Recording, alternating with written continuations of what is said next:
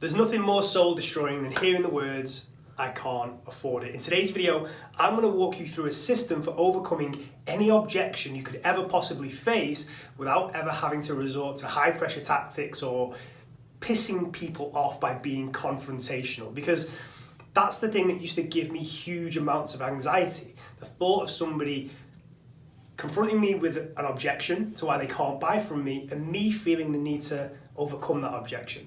The best salespeople overcome objections by never getting them. And I'm going to show you how you can overcome objections by never getting objections either. So whether the objection that you're getting is, "I can't afford it," or "it sounds great, but I'll start in a few months," whether they need to talk to their partner, their husband, their wife, whoever it may be, or if they're just not sure if it's for them, there's a system that you can use to overcome all of those. And I'll give you examples of doing exactly that. So the system that most people have looks like this, a sad face, and it's red. They overcome their objections by not having the green piece, which I'll walk you through in just a minute. They don't have the blue piece. All they have is confrontation. So the only part of their sales process where they handle an objection is when it comes up at the end of a phone call. And by that point, there's only a few ways that you can overcome it. One is by confronting the person, which is going to make you feel uncomfortable, and it's probably going to piss them off. So what will happen is they'll either hang up on you, or you will sign them up, but they're going to be coming on board and working with you with a bit of trepidation. They may thank you later down the line for pushing them over the line, and sometimes that can be a great outcome, but most of the time you're going to feel uncomfortable and they're going to feel put under pressure. That's the way that most of you are trying to sell your service, because nothing happens from an objection handling point of view until you get the objection at the end of a phone call. So what you need to move over to is the right system for selling your services that isn't high pressure, that allows you to overcome objections in 3 separate stages. And instead of the entire funnel or the entire objection handling part of the funnel being on the phone, it's just a tiny piece, right? So if you imagine this funnel, the top is where somebody finds you, maybe social media, maybe a Facebook ad, maybe on your website, wherever it may be. That's the first part.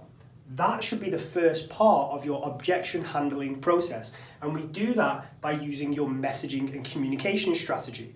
So if a common objection that you get is, "I can't afford it," then you need to make sure that as part of your content strategy, you are talking about the cost of people staying where they are.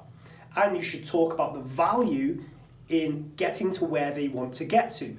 And by pointing out the cost of staying the same and the value in getting to where they want to get to, you're starting to overcome this objection of, "I can't afford it," because you're letting them know that they can't afford to stay where they are.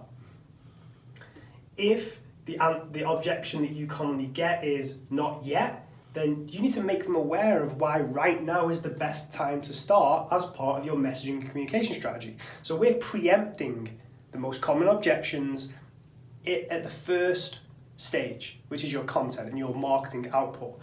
Then if somebody goes down this funnel and ends up applying to work with you, then we need to make sure that we preempt any objection handling. So we've got messaging and communication strategy, taking care of objections to begin with. Then we've got preemptive objection handling here, and we do that in your application form. We can ask them a question. Is this something that you're ready to commit to right now? How much are you willing to invest, right? Questions along those lines. How important to you is getting these results and moving away from where you are right now? We can preempt them in the application form.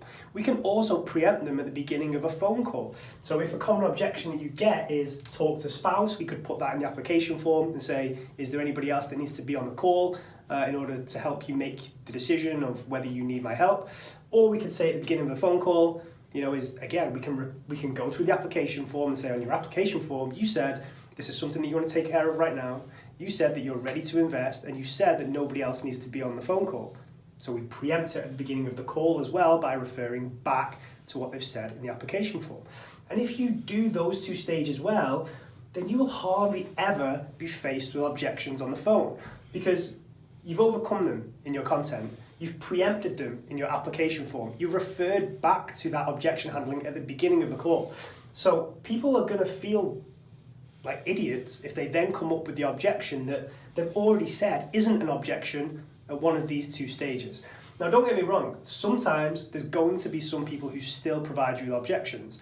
And at that point, it's to your discretion whether or not you decide to push them on it a little bit ethically. If you feel like the right decision for them is to get your help and you can genuinely help them, then there's no harm in reiterating the fact that, listen, you've got it this far, you've already told me that this is important to you, you already told me that this is something that you want to overcome right now, let's do this, right? But it's hardly ever going to happen because you have this system in place that preempts those objections. The people that make the most sales and overcome the most objections are the people that don't get objections. And this is the system that allows you to make that happen. If you are using this system still, you aren't preempting in your application process, you aren't getting across your objection handling in your communication, your messaging communication strategy, then your phone calls are going to be horrible. You're going to spend the entire phone call trying to overcome objections that are new to you on the spot from that person, and being confrontational, having to be pushy, maybe unethical, or just making fewer sales. So if you're ready to make more sales, ethically, feel great about it, and have an amazing buying experience for the people that you're selling to, start overcoming objections way before people ever get on the phone.